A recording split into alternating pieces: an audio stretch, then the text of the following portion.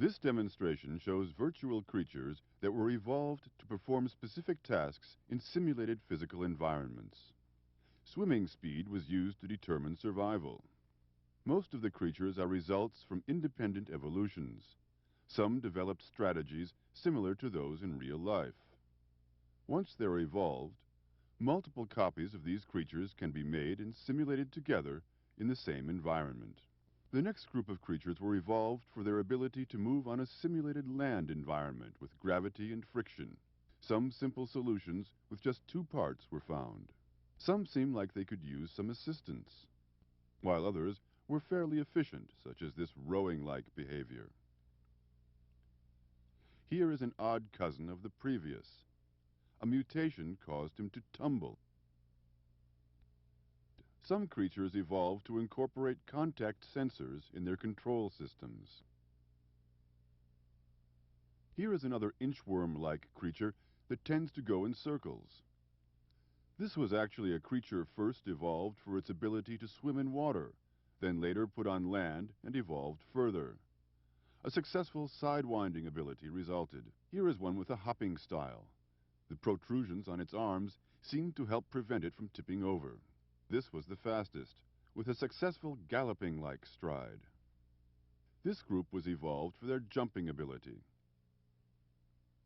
This group was evolved for their ability to adaptively follow a red light source. The resulting creatures are now being interacted with. A user is moving the light source around as the creature behaves. This one seems to flail randomly, but somehow still manages to approach the light. Perhaps it is mean to move the goal away just as it arrives. Here is one that has propeller-like fins which are tilted depending on the direction of the light. It can adaptively swim up or down very well. This final group of creatures was evolved for their ability to compete for control of a green cube.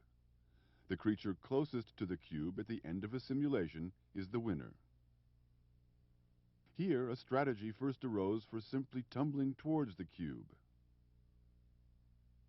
Then one learned to block out his opponent. But then later one learned to overcome the obstacle by climbing over it. Some pinned down their opponents. Some covered the cube with protective arms. Others simply unfolded onto the cube. The success of a strategy is often highly dependent on the opponent. Here is a hockey-playing creature, which takes the cube away and wins by a large margin. Here are two similar hockey strategies battling it out, with appropriate gestures.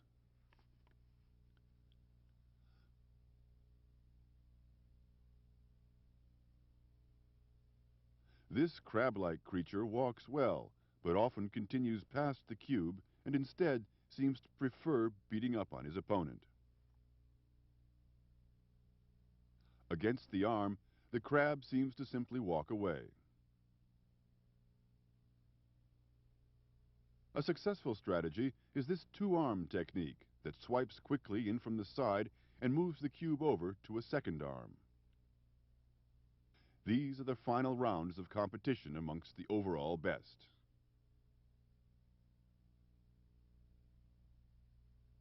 Finally, the seeker arm goes against the side swiper, but the cube is just out of reach.